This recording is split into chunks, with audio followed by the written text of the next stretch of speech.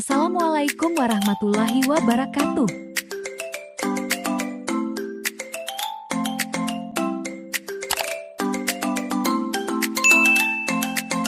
Aplikasi persamaan diferensial orde 2 pada rangkaian arus searah atau LC. Sebelumnya, mari kita perkenalkan para pemateri yang ada.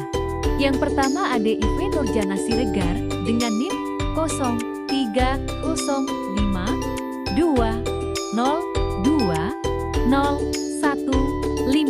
Yang kedua ada Dalifa Alivia dengan NIM 0305202060. Dan yang terakhir ada Putra Angga Pramudia dengan NIM 0309915152. Baiklah, langsung saja kita masuk ke pemateri pertama.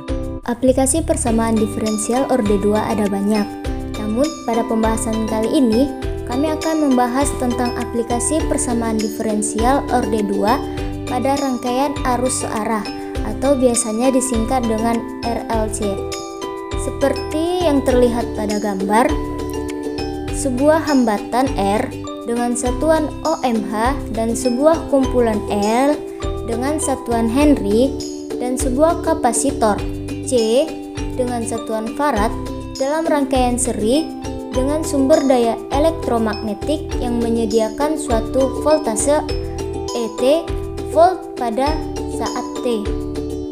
Nah, pada kasus ini berlaku hukum Kirchhoff, di mana muatan Q pada kapasitor diukur dalam kolom memenuhi L turunan kedua dari Q ditambah R turunan pertama dari Q ditambah 1 per CQ sama dengan ET.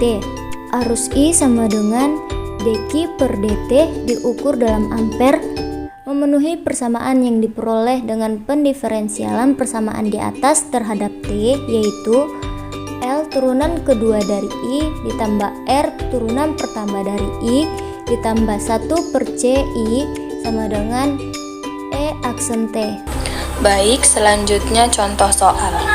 Tentukan muatan Q dan arus I sebagai fungsi dari waktu T dari suatu rangkaian RLC dengan R sama dengan 16 ohm, L sama dengan 0,02 Henry, C sama dengan 2X.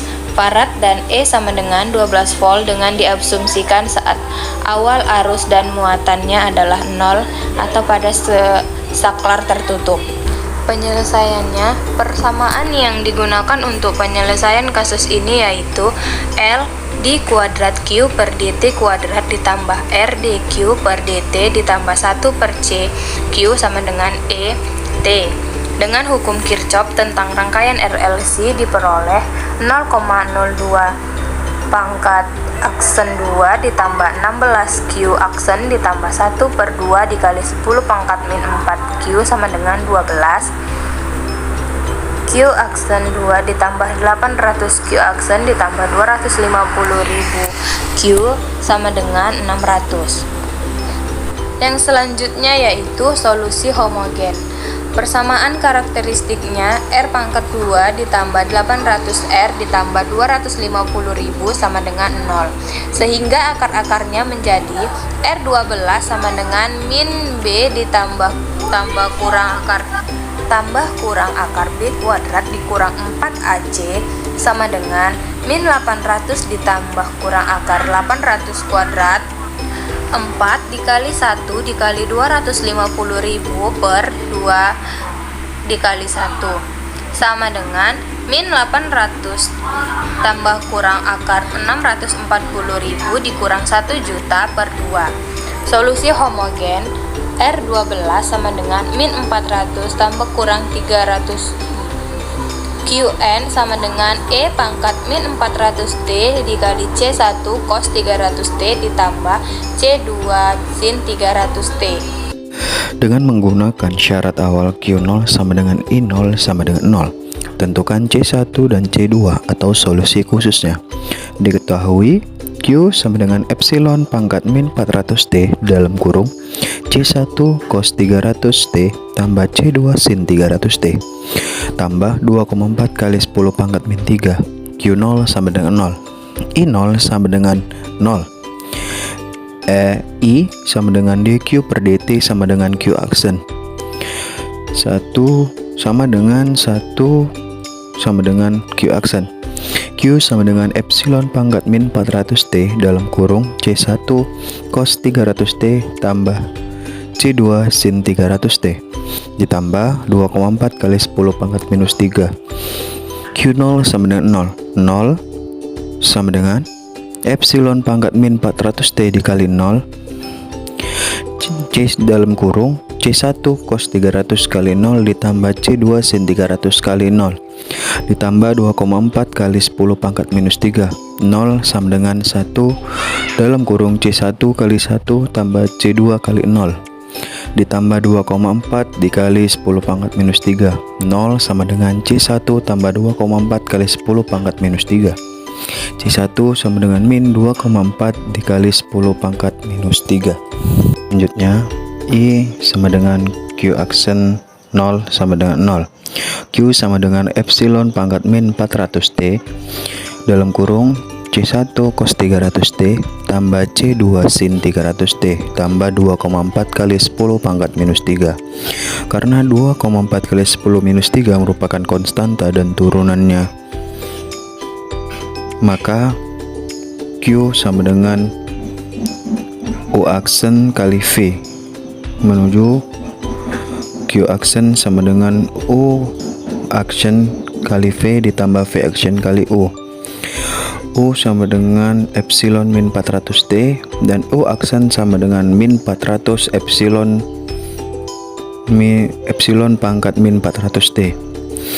V sama dengan C1 cos 300T tambah C2 sin 300T. V aksen min 300 C1 cos 300T tambah 300 C2 sin 300T. Q aksen sama dengan U aksen V tambah V aksen U. Q aksen sama dengan min 400 epsilon pangkat min 400T dikali C1 cos 300T dikurang 400 epsilon pangkat min 400C kali C2 sin 300T ditambah min 300 epsilon min 400T C1 kali C1 cos 300T dikurang 300 dikali epsilon pangkat min 400T dikali C2 sin 300T dikali epsilon pangkat min 400T sama dengan I0 sama dengan 0. 0 menjadi 1 sama dengan Q aksen. Q sama dengan epsilon min 400T dalam kurung C1 cos 300T ditambah C2 sin 300T dikali 2,4 10 pangkat min 3. Q aksen 0 sama dengan min 400 dikali min 2,4 dikali 10 pangkat minus 3 ditambah 300 C2. Min 300 C2 sama dengan min 400 dalam kurung min 2,4 dikali 10 pangkat minus 3. Min 300 C2 sama dengan 9,6 dikali 10 pangkat minus 1.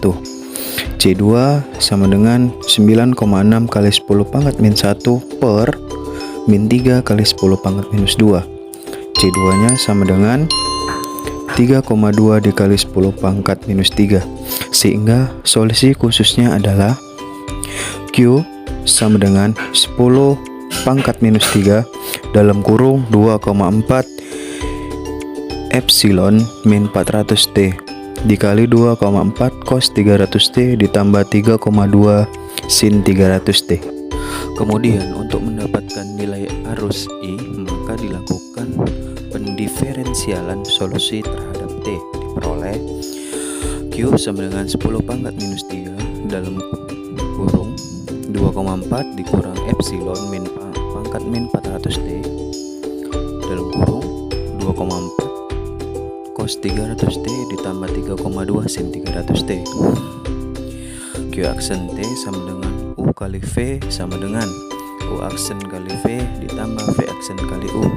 U nya 10 pangkat minus 3, U aksennya 0, V nya 2,4 dikurang epsilon pangkat min 400T 2,4 cos 300T ditambah 3,2 sin 300T. V actionnya 2000 epsilon pangkat min 400T sin 300T. Q aksen T sama dengan 2000 epsilon pangkat min 400T sin 300T dikali 10 pangkat minus 3. Q aksen T sama dengan 2 dikali epsilon pangkat min 400T sin 300T menjadi IT, sehingga diperoleh nilai arus pada waktu T I dikali T adalah sama dengan 2 epsilon pangkat min 400T sin 300T. Dan wassalam.